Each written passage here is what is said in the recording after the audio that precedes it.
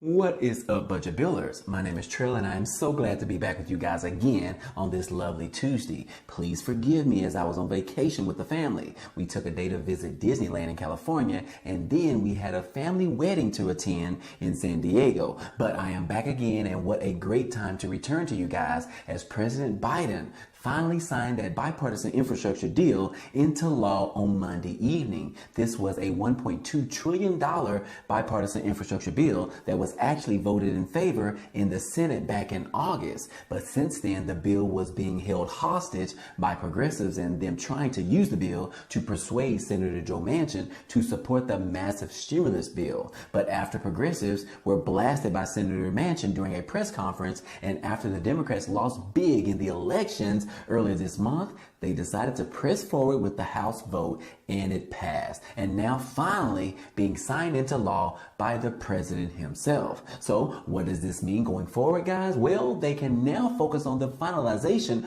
of the larger stimulus bill, which the price tag should be between $1.7 trillion and $2.1 trillion.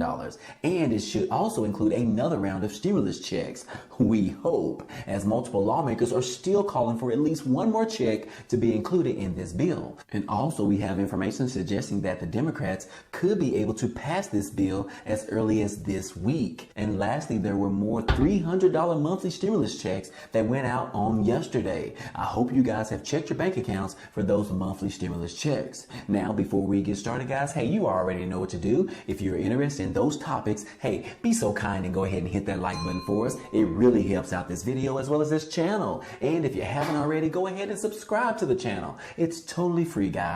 Now, let's go ahead and jump right back into this video. Amazon.com is in a little bit of trouble here recently. They were accused of withholding information on the amount of Amazon employees that were catching COVID while working. I guess they didn't want the public to know that they were still operating as usual while putting their employees at major risk.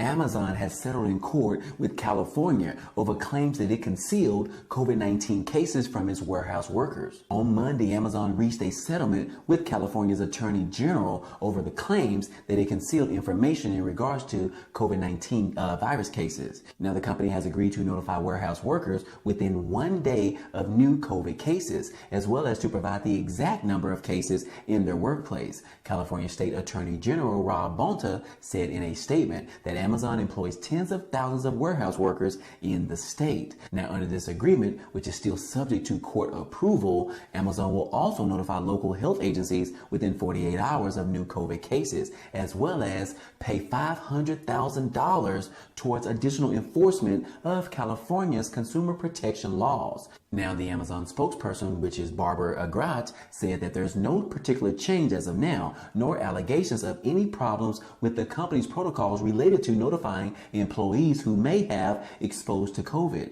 Now, we're glad to have this resolved and to see that the Attorney General found no substantial issues with the safety measures in our buildings. The settlement comes after California in January enacted stricter COVID workplace regulations as part of the Assembly Bill 685, or the Right to Know law. The regulations require businesses to report COVID cases to workers within 1 business day, among some other stipulations. So yeah, guys, Amazon has lost this battle here, but they're being subject to paying up to $500,000, which is not a lot of money for Amazon. That's pretty much just a drop in the bucket, especially when we see what Jeff Bezos is worth in today's market.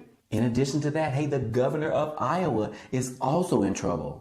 Audit finds Iowa's governor spent some COVID-19 funds on some employee salaries. Governor Kim Reynolds of Iowa was accused in an audit report of using nearly $450,000 in federal funding intended for COVID-19 relief to fund 3 months of salaries for over 20 staff members. The staff audit on government spending published on Monday said that Reynolds attempted to cover up the spending by passing it through the state departments of Homeland Security and Emergency Management, but it was unclear of why these salaries had to be paid using the federal money, according to the Associated Press. They said that what is not clear is why these salaries was not included in the governor's budget that was set prior to the fiscal year and prior to the pandemic. The state auditor, Rob Sand, said that based on this information, we conclude that the budget shortfall was not a result of the pandemic. Now, Sand also added that he asked twice for documents to provide reasoning for the spending, but was told that the governor's office was completely focused on the COVID-19 response and did not provide any proof of information. Now, in October, Sand told Reynolds that paying staff salaries without necessary documentation was unlikely to be approved federally. But on a spreadsheet Sand requested from the Department of Homeland Security and Emergency Management included a section labeled Fiscal Year 2020 Shortfall and an amount of $448,000. A later version of the document labeled the section COVID-19 Personal Costs, but listed the same amount of money according to the Associated Press. Now, during this time, the governor's staff spent a vast majority of their time responding to the pandemic. In fact, many members of Governor Reynolds' staff worked 7 days a week out of the state's Emergency Operations Center to provide direct support to Iowans. And this has always been our justification for the expense, but we are now working with the Treasury to provide them documentation per their request. Now, I will say I don't buy that at all, guys. I believe that they were using this stimulus money that was supposed to go for the American people. They've used it to pay for 20 employees and cover their salaries. I just don't agree with that, guys. Now, guys, it's time for some stimulus update news. President Biden held a stimulus bill signing ceremony on Monday afternoon. Well, folks, I'm going to get you each a pen, but there's 30 of you up here. But I only have one pen. All right, Vice President, please. All right. Thank you. Okay, here we go. Hey, take a look here, guys, at this title of this article right here. Biden finally gets the big effing deal signing ceremony of his own. President Joe Biden did on Monday what his immediate predecessors couldn't do, according to this article, which is signing a sweeping infrastructure bill into law, and with a bipartisan crowd of lawmakers cheering him on as he did so. The bill directs $550 billion in new spending towards roads, bridges, water, pipelines, broadband, and other major projects. It was championed by the White House as a generalization investment in the country's crumbling infrastructure. It's also a feature that President Biden predicted on the campaign trail he would actually accomplish once in office. Now, too often in Washington, the reason we didn't get things done is because we insisted on getting everything that we wanted included in this bill, according to President Biden. With this law, we focused on getting things done. I ran for president because the only way to move this country forward, in my view, was to compromise and consensus. That's how the system works, and that's how American democracy works. Now, the signing of this bill comes as a precautious time for President Biden, coinciding with a sputtering of his approval rating that has been created a mortal threat to his party's hold on the slim majorities in Washington. So yes, guys, to paraphrase one of my favorite former vice presidents, it's a big effing deal, said Senator Majority Leader Chuck Schumer, referring to the Biden's comment that he made when President Barack Obama at the signing of the Affordable Care Act back in 2020. Biden said on Monday that the world has changed and we have to be ready for it.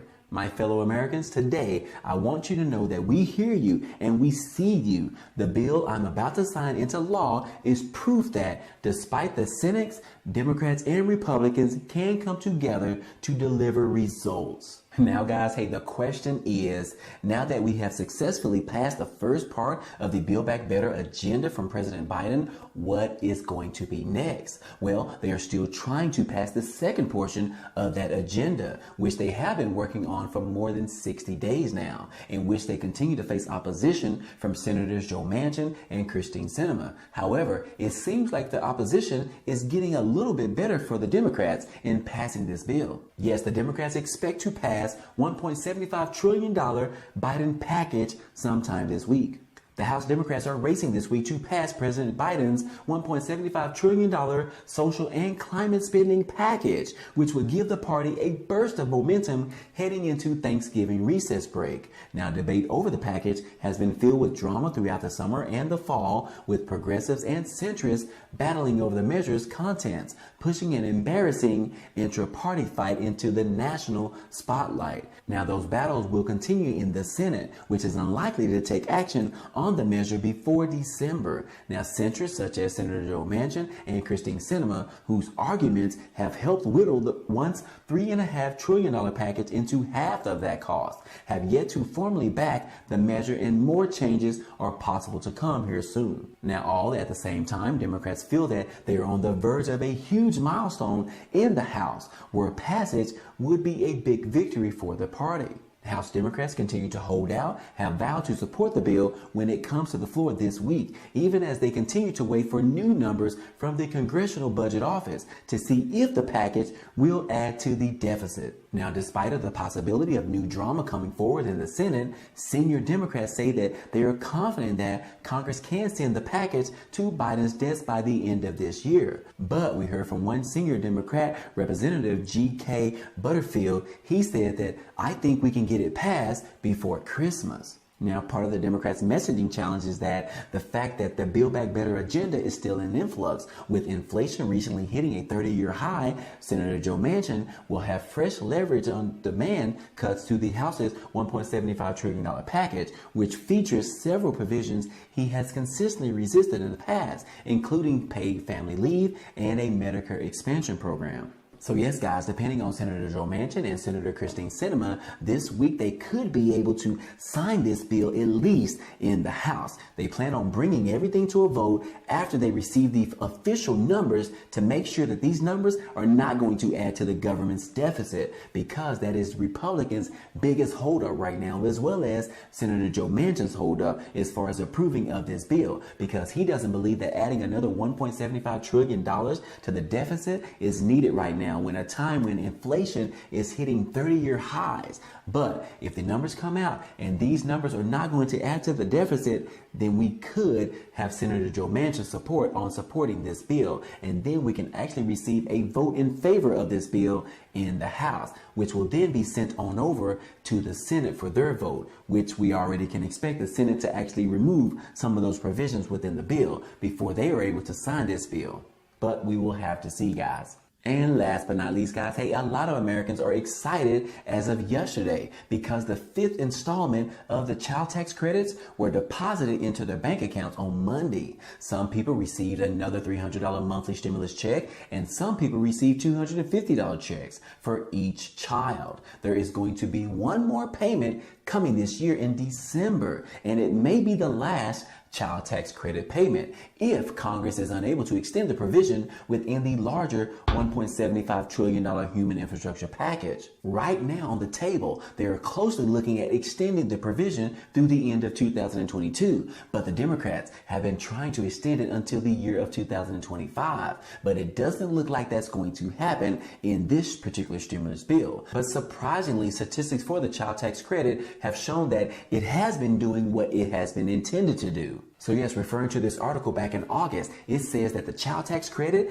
lifted 3 million kids from poverty in the month of July alone. Now, this article says that the first monthly payment of the child tax credit lifted households with 3 million children out of poverty in July, according to a Columbia University analysis. It also says that it represents a 25% cut in the child poverty rate, as well as the rate will likely fall further, but depend on the success of the outreach efforts to lower income parents who don't typically file a tax return. So yeah, guys, we can see that the child tax credit has been increasing and has been improving America, as well as removing children out of poverty. So yes, guys, this thing has actually been working, and this is our 5th installment of this thing, and we have one more installment coming next month on December the 15th. So yes, we need this provision in the stimulus bill to actually be extended at least through the end of 2022, but hopefully later on they can extend this up into the end of 2025. But hey guys, all in all, hey, I hope the child tax credit continues for years to come. I prefer families receiving it this particular way, which is tangible money in their pockets versus claiming it at the end of the year on their taxes and never really seeing the actual dollars being in their actual hands. But that's just my opinion, guys. But let me know what you guys think as well. But anyways, guys, hey, that's all I have for you today. Now, if you enjoyed this type of content and you want to see more, go ahead and subscribe to the channel. It's totally free. And if you like this this video, then go ahead and hit that like button for us. It really helps out a lot, and it also tells YouTube to share this video with others. But anyways, guys, hey, I appreciate you guys stopping by and watching, and I hope to see you on the next video.